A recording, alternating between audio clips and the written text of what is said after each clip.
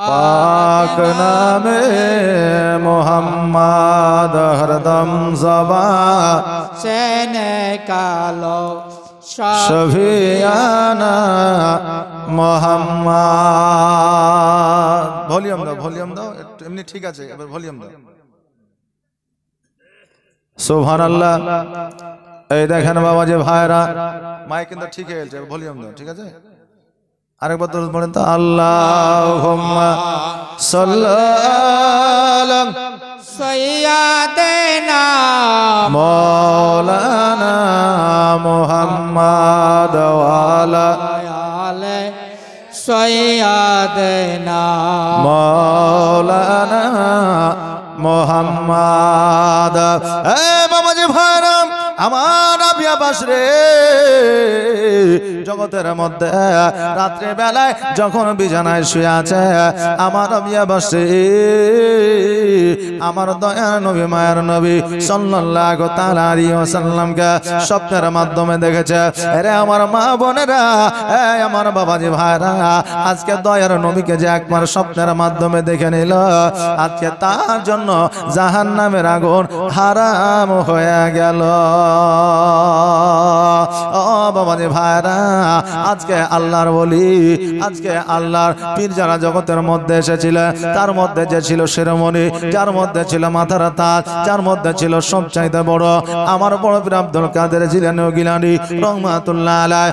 এই বড় পীর আব্দুল কাদের জিলানী ও গিলানী রহমাতুল্লাহ আলাইহি কোথা থেকে এসেছে, আজকে কোথায় তিনার জন্ম, আজকে ওনার কি অলৌকিক দৃশ্য আছে, আজকে এই ঘটনা আপনাদের সম্মুখে বলে তুলে দিয়ে ধরতে চাই।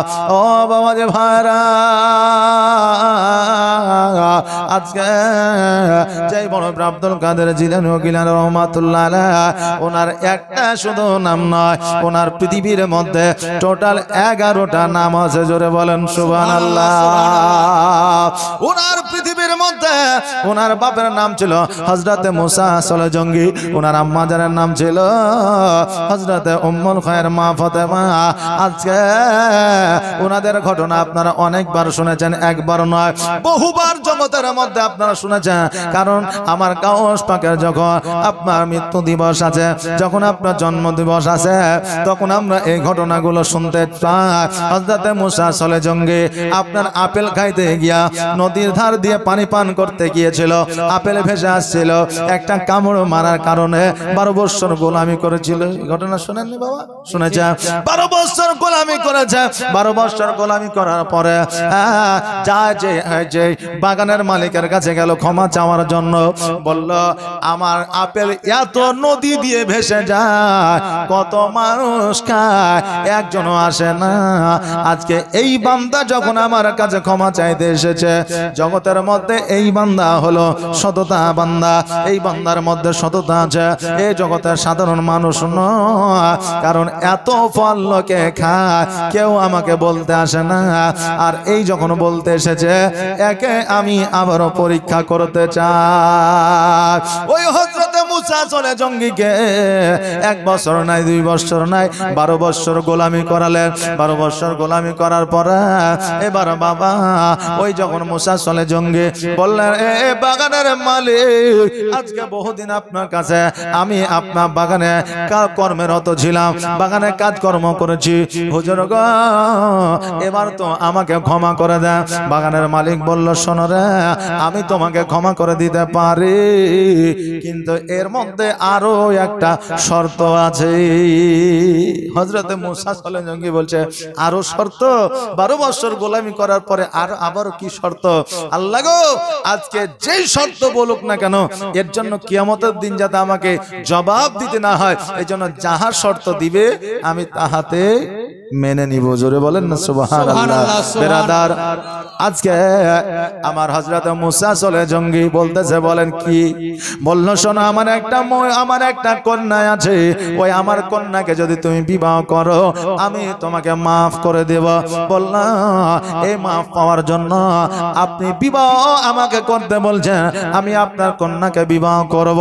ওই বাগানের মালিক বলে, আজকে তুমি কি জানো, আজকে বিয়েতে তুমি রাজি হইয়া হইয়া গেলে আজকে তুমি কি জানো রে আমার কন্যা কেমন দেখতে, কেমন তার হাত আছে পা আছে আছে কিনা এটা তো জিজ্ঞাসা করলা না।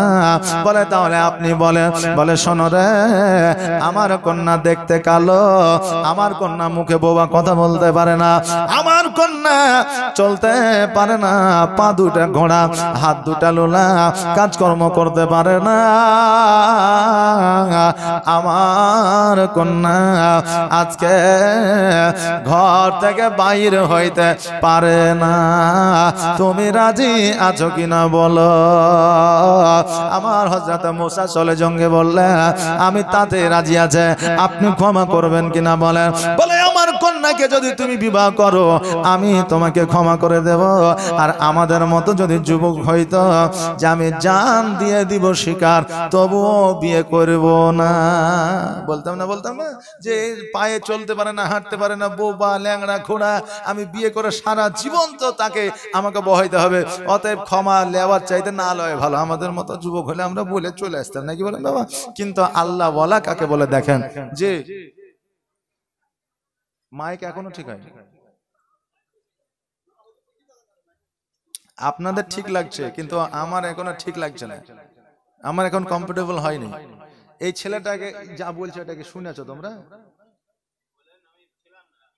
ও যেটা বলছে শুনে, এর মনে করে না যে ইউটিউব করে, ও মাইক সম্পর্কে ভালো অভিজ্ঞতা আছে, নিজস্ব তাদের বিজনেস আছে, নিজস্ব মাইক আছে, সবকিছু আছে। একটু বলেন ঠিক করে দেবে, আমি অন্য জায়গায় বলে তোকে ঠিক করে দেব না। একটু দেখেন আপনার মাইকের ক্ষতি হবে না। আমি বললাম তো আপনার ওকে যদি পছন্দ হয় ওই আসুক না, ওই করুক, আমার কোনো দুঃখ নাই। আপনার হয়তো ওকে পছন্দ। মনিটর বন্ধ টোটাল।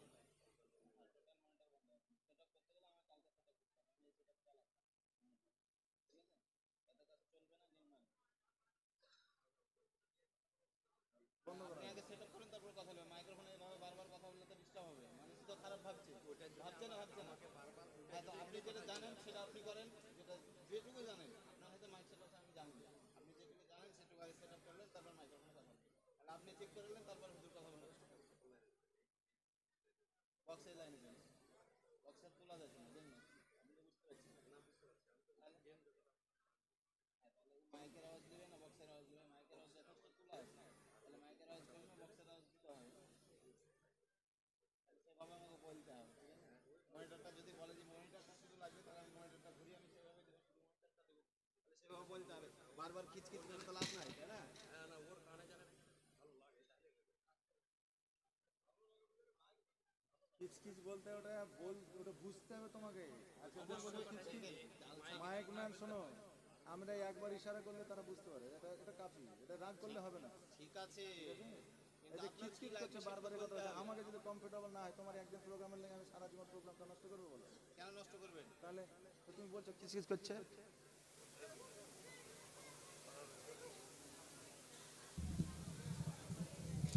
তোমাদের যেমন মাইক, তোমরা যেমন মাইক চালাচ্ছো, তোমাদের যেমন একটা এক্সপিরিয়েন্স আছে, আমিও আজকে মোটামুটি 9 বছর থেকে প্রোগ্রাম হচ্ছে, আমাদের একটা এক্সপিরিয়েন্স আছে ছোটখাটো। বারবার খিচখিচ করছে এই কথাটা শুনে কিন্তু আমার মাইন্ডে লাগলো না।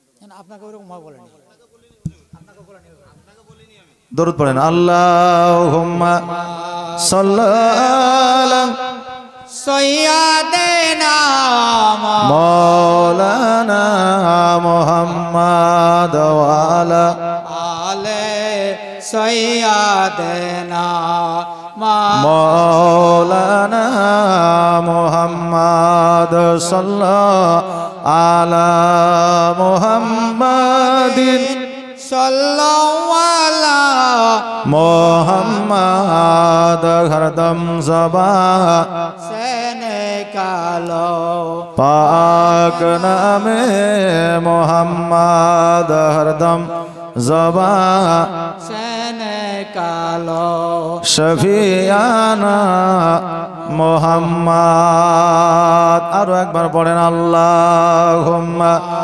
সাল্লাল্লাহু সৈয়দেনা মাওলানা মুহাম্মদ ওয়া আলা আলে সৈয়দ سيدنا মৌলানা মুহাম্মদ।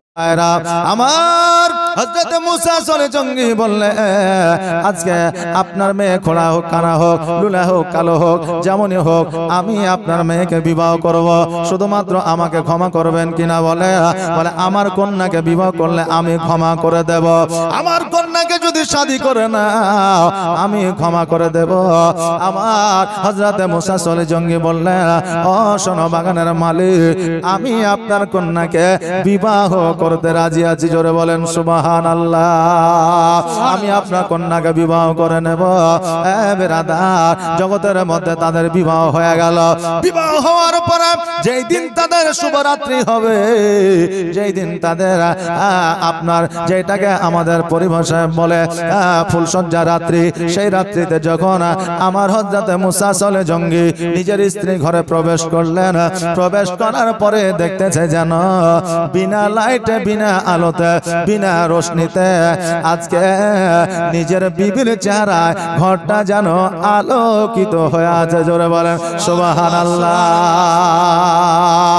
আমার হযরত মুসা চলে জঙ্গি চিন্তা করার লাগো, আমি কি ভুল করে অন্য কারো ঘরে চলে এসেছি, আমি কি ভুল করে এই ঘরে প্রবেশ করেছি। এবার বলছেন না না আপনি সঠিক ঘরে এসেছেন। এবার চিন্তা করার লাগো, আমার শ্বশুর বলেছিল আমার কন্যা কথা বলতে পারে না, দেখছি এই মহিলা কথাও বলছে। আজকে বেরাদার ওই আমার হযরত মুসা চলে জঙ্গি বলে এই কন্যা শোনো রে, তুমি কি এই বাগান মালিকের কন্যা? বলে হ্যাঁ। বলে তোমার নাম কি উম্মুল খায়র মা ফাতেমা? বলে হ্যাঁ। বলে তুমি যে কথা বলতে পারছো, তোমার চেহারা যে উজ্জ্বল, দেখতে অতি সুন্দর, আজকে তোমার হাত পা ঠিক আছে? বলে হ্যাঁ। বলে নিশ্চয়ই আমি ভুল ঘরে চলে এসেছি, হয়তো মহিলা কোনো মিথ্যা কথা বলতেছে। এবার বেরাদা ওই ঘর থেকে বাইরে হইয়া শ্বশুরের কাছে গেলে, যাওয়ার পরে বললে ওই আমার শ্বশুর আব্বা যান, আজকে আপনি বললেন আমার কন্যা কথা বলতে পারে না বাবা, আপনি বললেন আমার কন্যা চলতে পারে না, আপনি বললেন আমার কন্যা কাজ করতে পারে না, আপনি বললেন আমার কন্যা দেখতে ভালো না কালো, আপনি বললেন আমার কন্যা দেখতে পায় না অন্ধ। আজকে আমি যে বাড়িতে বিবাহ করে যে ঘরে প্রবেশ করলাম, ওই ঘরে দেখছি তো দেখতে সুন্দর একজন রমণী মহিলা, চোখেও দেখতে পায়, কথাও বলতে পারে, হাতেও কাজ করতে পারে, পায়ে চলতে পারে। আমি কি ভুল ঘরে গিয়েছি? বাগানের মালিক বলে হযরত মুসা চলে জঙ্গি শুনে না, আজকে যে ঘরে তুমি গেছো ওই ঘরটা সঠিক ঘরে গেছো। আজকে যে কন্যাকে তুমি দেখেছো ওটাই তোমার বিবি, আমার কন্যা। জোরে বলেন সুবহানাল্লাহ। মুসা চলে জঙ্গি বলে আব্বাজান, আপনি যে বললেন আমার কন্যা দেখতে পাই না, দেখতে কালো, আপনি বললেন আমার কন্যা চলতে পারে না, আপনি বললেন আমার কন্যা কাজকর্ম করতে পারে না, আজকে সব কিছু দেখছি আছে ভালো। বাগানের মালিক বলল মুসা চলে জঙ্গি শোনো রে, আজকে আমার কন্যাকে কালো বলেছে এই কারণে, কারণ অন্ধকার থেকে জীবনে কোনোদিন আলোয় যায় নাই। জোরে বলেন সুবহানাল্লাহ। এই জন্য বলেছে আমার মেয়ে দেখতে কালো, আমার মেয়ে নিজের চোখে জীবনে কোনোদিন পরপুরুষ দেখে না, আমার কন্যা জীবনে কোনোদিন রাস্তাঘাটে যায় না, এই জন্য বলেছে আমার কন্যা হলো অন্ধ, আর আমার কন্যা জীবনে কাজকর্ম করে না, পায়ে হেঁটে ঘর থেকে কোনোদিন বাইরে যায় না, এই জন্য বলেছে আমার মেয়ে হলো ঘোড়া, পায়ে চলতে পারে না। জোরে বলেন সুবহানাল্লাহ। এই জন্য বলেছিলাম কিন্তু আমার মেয়ে চলতে পারে, আমার মেয়ে বলতে পারে, আমার মেয়ে কাজকর্ম করতে পারে, আমার মেয়ে চোখে দেখতে পায়, আমার মেয়ে কালো নয়, আমার মেয়ে দেখতে ভালো। আমি শুধুমাত্র তোমাকে পরীক্ষা করার জন্য বলেছিলাম। এ মুসা চলে জঙ্গি শোনো, আজকে যাও যা আমার কন্যাকে বিয়ে করার কারণে তোমারও সততা দেখিয়া আমি আমার বাগানের ফল খাওয়ার কারণে আমি তোমাকে ক্ষমা করে দিলাম। জোরে বলেন সুবহানাল্লাহ। ও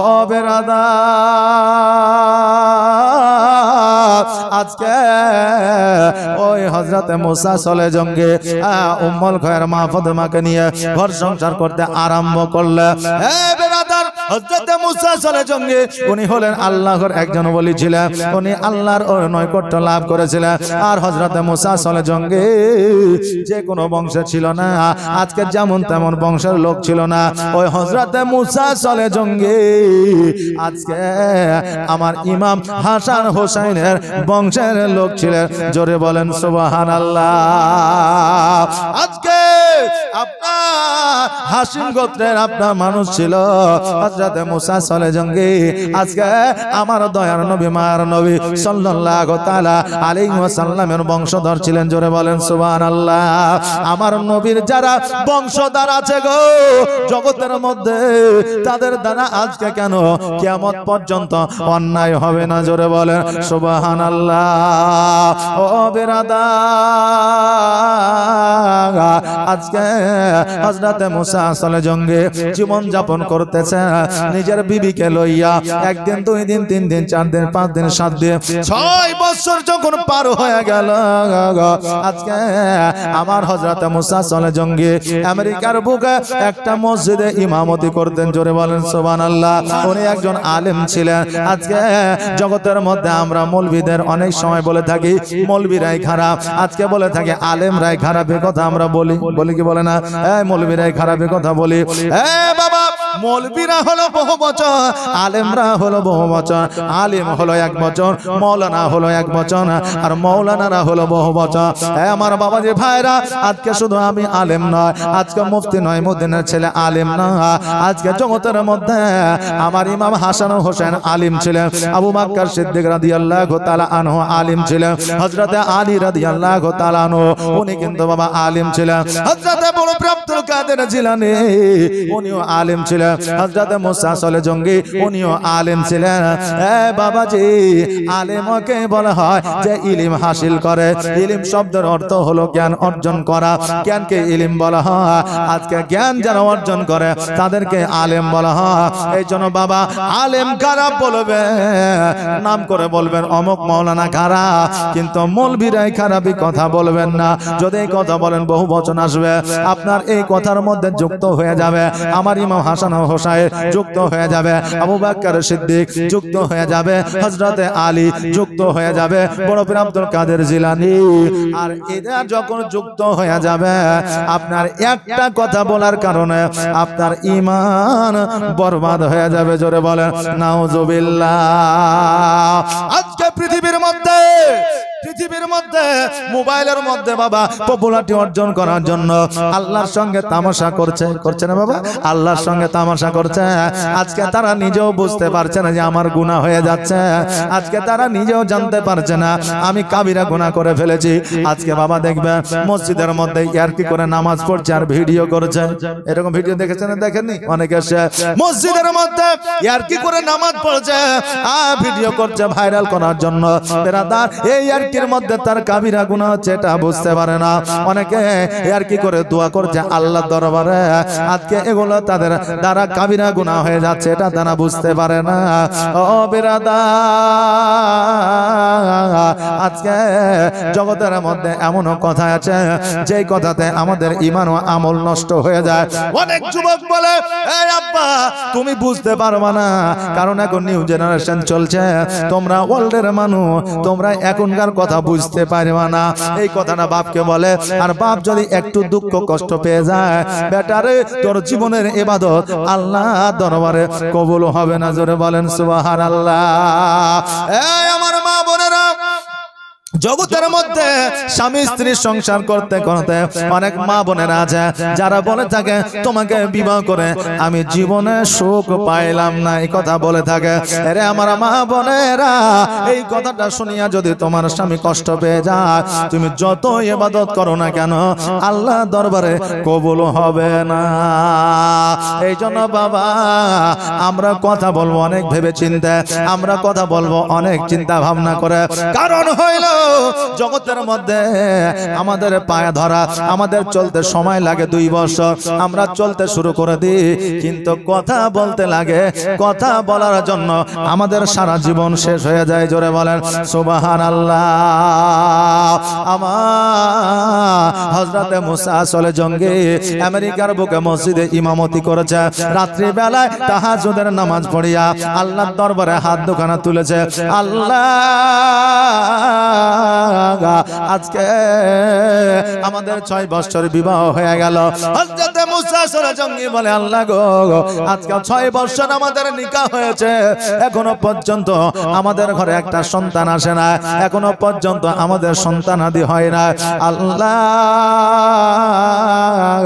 দয়া করে আমার হাত দুখানাকে কবুল করে নিয়ে আমার ঘরে একটা তুমি সন্তান দিয়া দাও। জোরে বলেন সুবহানাল্লাহ।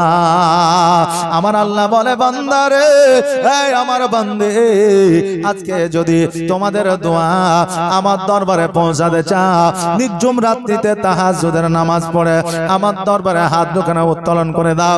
সকলে ঘুমাবে, পশু পাখি ঘুমাবে, তুমি জেগে জেগে আমার কাছে চাইবে, আমি আল্লাহ প্রথম আসমানে আসবো তোমাকে দেওয়ার জন্য, তুমি একা, আমি শুনবো, তুমি বলবে। জোরে বলেন সুবহানাল্লাহ।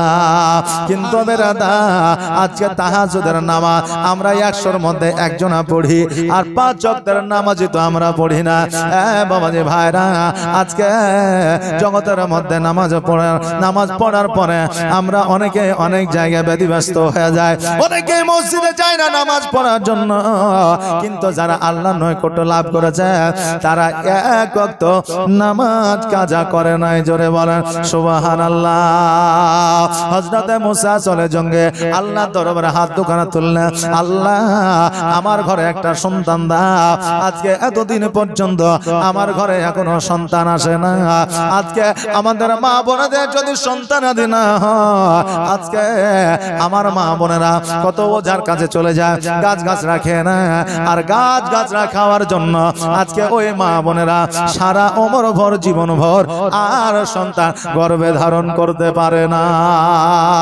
এই আমার মা বোনেরা, আজকে যদি আপনাদের সন্তানাদি না হয়, আজকে আপনি বৈজ্ঞানিক পদ্ধতিতে চলছে, প্রাথমিকভাবে ডাক্তার দেখা, ডাক্তার যদি আপনার সন্তানাদি যদি বলে দেয় হবে না, একমাত্র আপনার একটা রাস্তা থাকবে, সেটা হলো দোয়া। জোরে বলেন সুবহানাল্লাহ। আজকে আপনি বেশি কিছু করতে পারলে একটা আলেমের কাছে আপনি দোয়া নিতে পারেন, তার চাইতে বেশি কিছু করতে পারবেন না। মা বোনেরা, আজকে দোয়ার চাইতে বড় ওষুধ আর জগতে কিছু না। দেখবে ডাক্তার যখন কিছুই করতে পারবে না, ডাক্তারের হাত যখন শেষ হয়ে যাবে, তখন বলবে তোমরা দোয়া করো, দোয়ার বা দৌলতে হয়তো বাঁচতে পারে, তাছাড়া বাঁচতে পারবে না।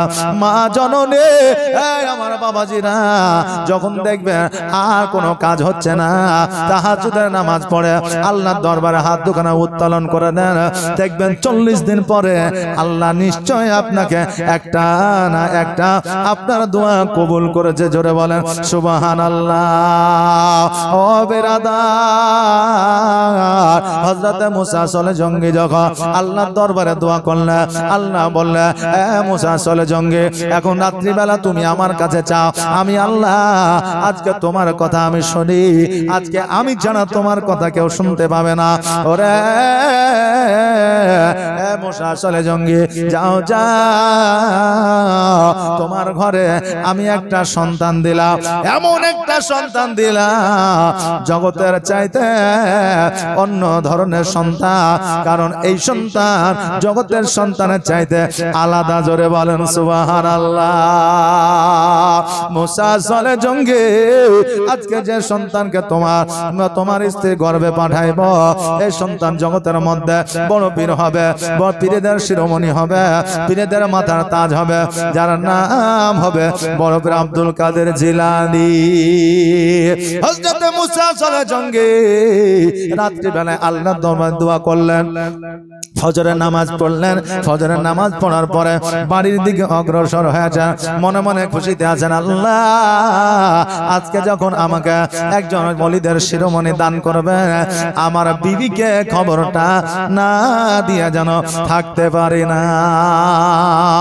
বিবিকে খবরটা দেওয়ার জন্য হযরত মুসা সলে জঙ্গি যেন বাড়ির দিকে আসতেছে। আরে বাবা, আজকেও জগতের মধ্যে আমরা এমনও স্বামী আছি, যদি বিবিকে ভালোবাসি, বিবির প্রতি যদি মহব্বত থাকে, খুশির খবরটা সবার আগে নিজের বিবিকে দিয়ে দিয়ে জোরে বলেন সুবহানাল্লাহ। কারণ হইল জগতের মধ্যে আপনার বিবি আপনার জন্য একটা নিয়ামত। কারণ আপনার সন্তানকে 10 মাস 10 দিন বিবি পেটে রাখবে, আপনার সন্তানকে লালন পালন করে বড় করবে, আপনি অসুস্থ হইলে আপনার সেবা যত্ন করবে। আজকে আপনি চলাফেরা আপনার বন্ধ হয়ে গেলে ওই বিবি আপনাকে কোলে করে নিয়ে